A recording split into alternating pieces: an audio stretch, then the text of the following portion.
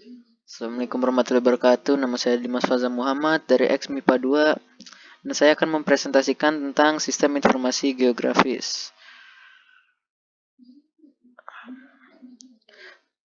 Sejarah SIG. Awal dikenalnya SIG tidak lepas dari adanya kemajuan dalam bidang teknologi, terutama komputer.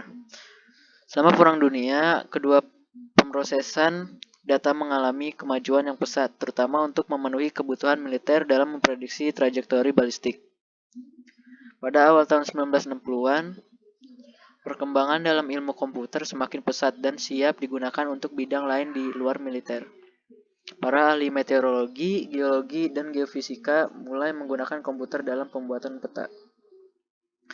Tahun 1963 di Kanada muncul SGIS atau Canadian Geographic Information System dan selanjutnya menjadi SIG pertama di dunia. 2 tahun kemudian di Amerika Serikat beroperasi sistem serupa bernama MIDAS yang digunakan untuk memproses data sumber daya alam. Pengertian SIG. Sistem informasi geografis adalah suatu sistem perangkat yang dapat melakukan pengumpulan, penyempurnaan, pengambilan kembali, transformasi, dan visualisasi dari data spasial bumi untuk kebutuhan tertentu. Atau dalam arti yang lebih sempit, adalah sistem komputer yang memiliki kemampuan untuk membangun, menyimpan, mengelola, dan menampilkan informasi bereferensi geografis.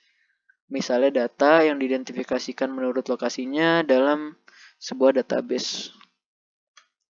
Komponen SIG, perangkat keras atau hardware.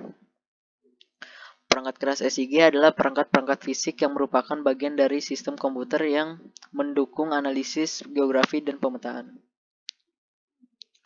Perangkat keras SIG mempunyai kemampuan untuk menyajikan citra dengan resolusi dan kecepatan yang tinggi, serta mendukung operasi-operasi basis data dengan volume data yang besar secara cepat.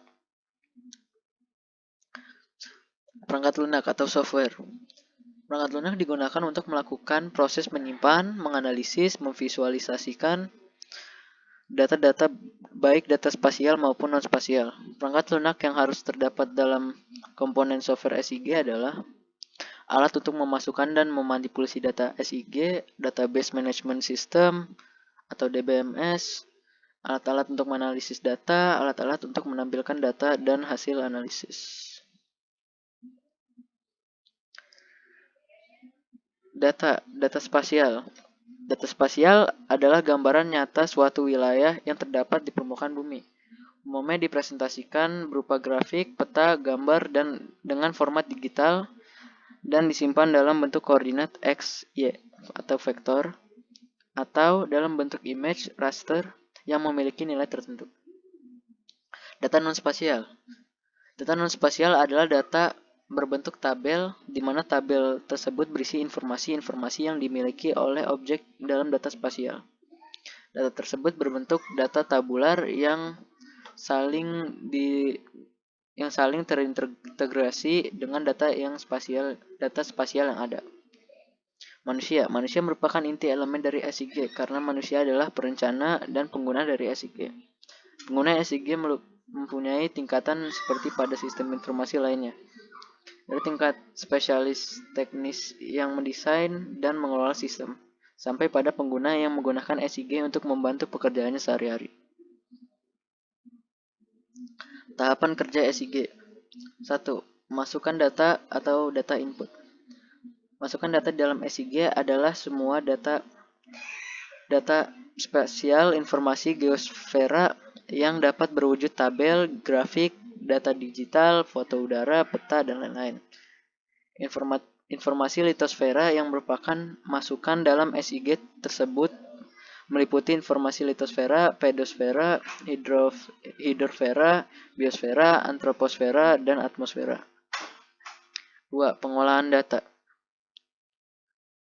Fungsi dari sistem pengolahan data adalah untuk pengorganisasian data ke ruangan, pengambilan, dan analisis data. Dan simulasi. Analisis data dan simulasi kita dapat menentukan informasi-informasi yang dapat dihasilkan oleh SIG. dan berfungsi untuk membedakan data yang akan diproses dalam SIG. 4. Keluaran data atau data output. Keluaran data atau output berfungsi untuk menayangkan hasil analisis data geografis secara kualitatif ataupun kuantitatif. Fungsi SIG.